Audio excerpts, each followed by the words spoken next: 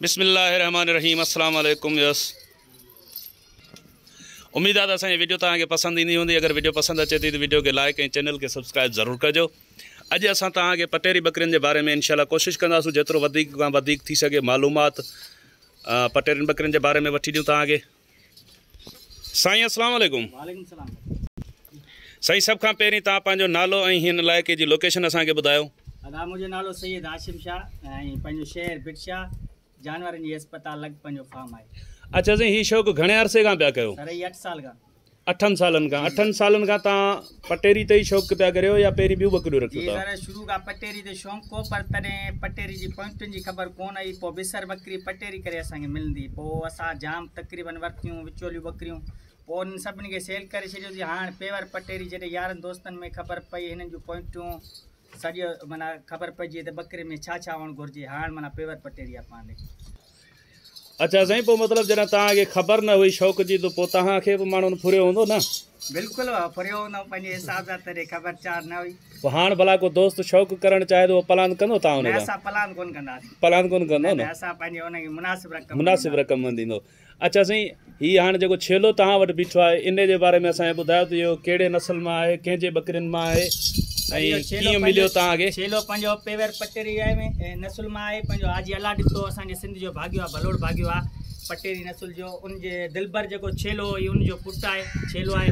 ऐं बकरी भाॼी अला ॾिते चांडीअ जी, छेलो भाॼी अला ॾिते चांडीअ, उन मां ही ब्रीडर थियल आहे।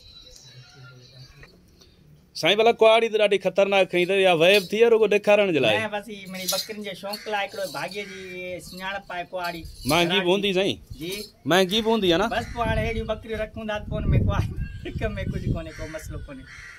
सही सही। साईं हीअ जेके गानियूं तव्हां बकरियुनि खे ॿधियुनि या घणे घणे जी गानी थी मिले? सर बकरियुनि जी क़ीमत त असां तव्हां खां पुछी कोन था सघूं।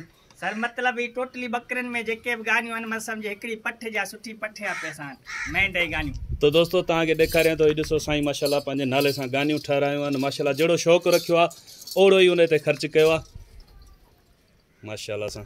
साईं पोइ भला हिननि जी अगरि क़ीमत जी ॻाल्हि कयूं त आउं सम्झा थो किथे आउं बेहोश न थी वञा, अहिड़ी क़ीमत त कोन्हे? न अहिड़ी कोन्हे अलहमदुलिल्लाह। अहिड़ी कोन्हे? न अच्छा मुनासिब रक़म आहे। जी साईं। जी सर इहो महांगियूं त थियूं आहिनि ई कोन, बाक़ी वक़्तु आहे हींअर उहो दौरु हले पियो। 2 खां 5 लख रुपए ताईं आम बकरी माना सुठी विचोली खपे पई। हिन दौर जे हिसाब सां एतिरी महांगाई न आहे। साईं खीर जे लिहाज़ सां ॾिसिजे त हीअ बकरी खीर घणो थी ॾिए? खीर के सर 2 किलो खां 5 किलो ताईं भई बकरी खीर ॾिए थी। मोॾे पंहिंजी हिकिड़ी बकरी आहे जेका माना 4 किलो खां 5 किलो ॾुआए थी जंहिं महिल सुहा हूंदी आहे। तो दोस्तों ये बकरी चेक कयो, ही माशाल्लाह साईं चवंदा त हींअर त साईं ख़ाली फर वग़ैरह कोन अथसि? सर ही कांगारी आहे, हींअर पोइ तक़रीबन 2 खां 3 किलो ताईं हींअर खीर थी ॾे ॿई टाइम। जी जी माना किलो 1.5 किलो हिकिड़े टाइम जो ॾिए थी? 1.5 किलो हिकिड़े टाइम जो ॾिए थी। बाक़ी जंहिं महिल सुहा हूंदी आहे ओॾी महिल माना 5 खां 6 किलो ताईं बची वञे। मतिलबु ही पटेरियुनि बकरियुनि जो चवंदा खीर जे लिहाज़ सां सुठियूं आहिनि त इन में माना? ही सर ही तक़रीबन माण्हू चवंदा आहिनि त ही ग़रीब जी सम्झी गऊं आहे। अच्छा हाँ पटेरी बकरी। सही सही माशाल्लाह। सभु त बकरियूं हिकु जहिड़ियूं कोन हूंदियूं खीर में? बिल्कुलु न, सभु कोन हूंदियूं, हर कंहिंजो पंहिंजो हिसाब किताब आहे। अच्छा साईं फरनि जी एवरेज छा आहे हिननि बकरियुनि जी? फरनि जी एवरेज सर 1 खां 3 ताईं। 1 खां 3 ताईं माना 2 जी एवरेज लॻाइजे? तक़रीबन 2 ॾींहं थियूं, का 1 थी ॾे का 3 थी ॾे। साईं मेलनि मलाखणनि जो बि शौक़ु कंदा आहियो या ख़ाली फ़िलहाल ब्रीडिंग ते? जी सर पंहिंजो हींअर हाणे मेलनि जी शुरूआति कई आहे हिकिड़ो शौक़िया ख़ातिर, कंहिंसां मुक़ाबिलो या चैलेंज न। जेके बि भाॻिया असां तक़रीबन पंहिंजा पाण में ॿाहिरि आहियूं। हींअर पंहिंजो बिटशा जो मेलो थियो उन में निमाश में दीदाल आहे। मतिलबु पंहिंजो शौक़ु ॾेखारण जे लाइ बाक़ी मुक़ाबले जे हवाले सां अञा फ़िलहाल कोन सोचियो तव्हां?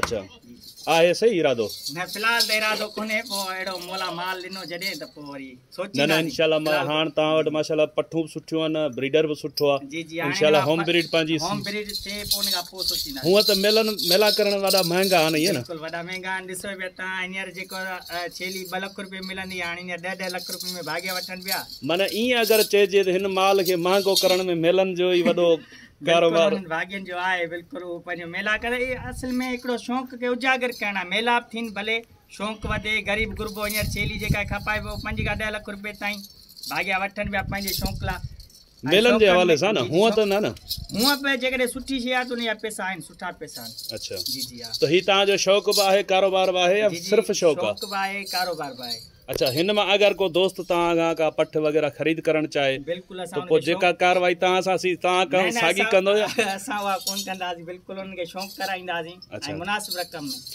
दोस्त चवनि था भई कोई असां खां घुरंदो त असां उनखे शौक़ कराईंदासीं, पर पोइ रेट अहिड़ा हूंदा आहिनि जो पोइ उहो शौक़ करण वारो जेको आहे न तोबा करे निकिरंदो आहे, मूंखे इहो शौक़ न आहे करणो। तव्हांजो चैनल आहे, तव्हांजे थ्रू को दोस्त ईंदो त तव्हांखे सॼी ख़बर पइजी वेंदी, जे कुहण वारा हूंदासीं तव्हांखे ख़बर पइजी वेंदी।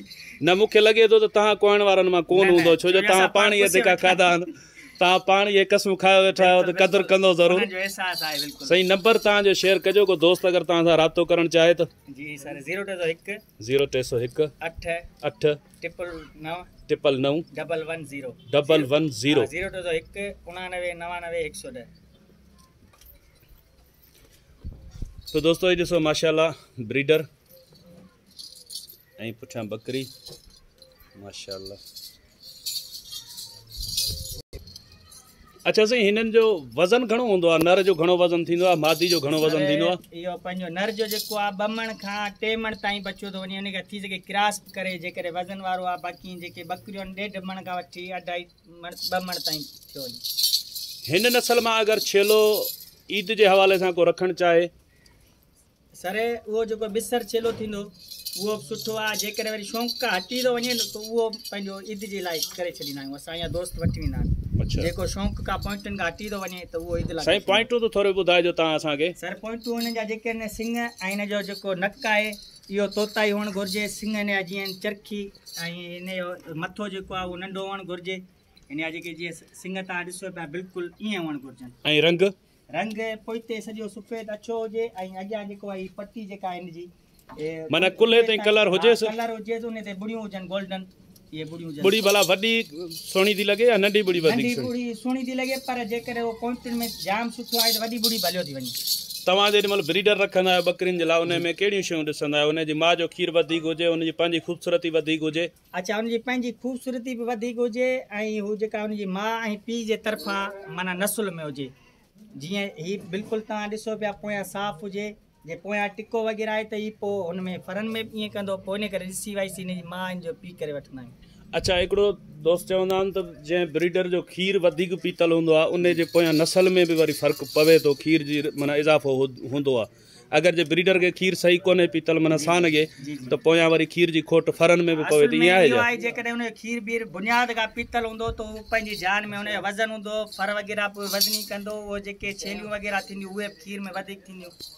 सही माशाल्लाह बकरियों मुरिठियों तवाजो माशाल्लाह बकरियों खुश बीठियों आन ता इनन के खुराक में छा छा दियो सही खुराक में इनन जे पेरियों द गाय है जंतर उन का पो पलड़ो आई शाम जे टाइम दे इनके भूसो वगैरह अन वगैरह बींदा आइन ता छा दा समझो अन्न देण वधीगा है या पलड़ो वधीगा सरे अन्न पे सही है पर पलड़ो हरशे का वधीगा है पलड़ो जेको है इनन जो ही जो बुज जाए खल या साफ तो करे चमड़ी साफ तो रखे आई मतलब पलड़े में चमक है। अच्छा रूटीन ता थोरो बुधाजो तो सुबह जो माना इनके टाइम टेबल सा ता राशन दींदा है या केड़े टाइम ते बकरी तो सजो दी पे चरंदी हुंदी आ पर सुबह का असा ने 10 बजे गाह शुरू करे छदीना आयो शाम ताई मना सिजलते ताई इन जो गाह हलंदो आ शाम जे टाइम का पोन के पलड़ो आई भूसो अन्न वगैरह शुरू करना है।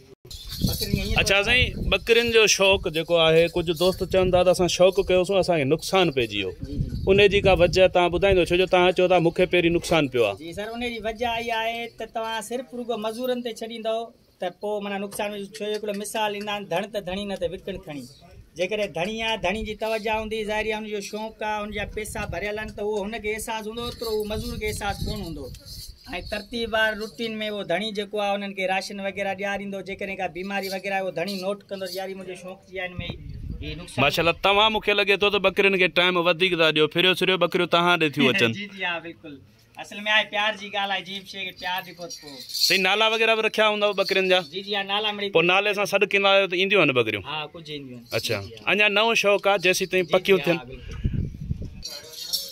माशाल्लाह सही ही छेलो आया छेलिया सर ही पंजो छेलो आ ओ ही ता जी होम ब्रीड आया ई किथा वरतो आ मिलियो आ इन जी का कीमत भाग्यो आ वडे रोलन इंगोरो जी उन जी बकरी आए सिंध में यार मशहूर भी है वो रानी बकरी जेका है वो चाचो पोड़ो से तो असा जो दोस्त आ वो उनका खणी आयो आ शौकिया खातिर हुन जी बकरी जी का कीमत कोन लॻे उनजे पोयां हिकिड़ो हिन जी भला साईं का कीमत सर हिन जी का कीमत कोन्हे दोस्त ने असांखे गिफ्ट करे ॾिनो आहे गिफ्ट जी तव्हांखे ख़बर आहे तोहफ़े बिल्कुलु सही ॻाल्हि आहे तोहफ़े जी का कीमत कोन हूंदी आहे ऐं रखियो बि तव्हां फ्यूचर ब्रीडिंग जे लाइ असां ॿ ॾींहं जो खणी आया हुआसीं हिनखे असां फीडर ते खीर पीआरे तयार पिया कयूं हिन सां दिलि थोरो मथे कजो साईं हींअर तक़रीबन घणे ॾींहंनि जो हूंदो 15 ॾींहंनि जो आहे 15 ॾींहंनि जो माशाल्लाह माशाल्लाह मां खां टोड़े जेको तव्हां वटि आयो आहे त तव्हां माशाल्लाह महिनत कई आहे लॻे थो तव्हांजो जेको शौक़ु आहे इंशाल्लाह अलाह साईं तव्हांखे कामयाबु कंदो पर दिली शौक़ु आहे तव्हांजो न त हीउ खीर तां टुटण वारो फर जेको आहे कमज़ोर थी वेंदो आहे माशाल्लाह अलाह साईं तव्हांजे शौक़ में बरकतूं अता फ़रमाए ऐं उमेदु आहे त दोस्तनि खे वीडियो पसंदि आई हूंदी